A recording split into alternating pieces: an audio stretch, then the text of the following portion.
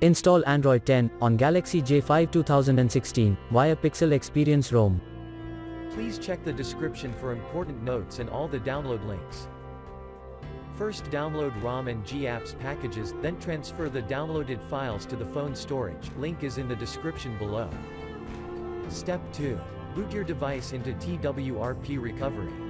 Once in TWRP, click on Wipe, Advanced Wipe, and select the check boxes, as shown in the image, excluding internal storage.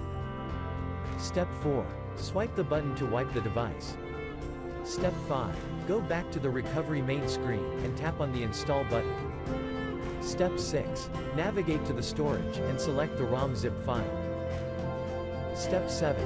Finally, swipe the button on the screen, to install ROM file. Step 8. Flash the GApps zip package, in the same manner. Step 9. After GApps flashing completes, select Wipe Cache and Dalvik from bottom left side of screen, and swipe to wipe.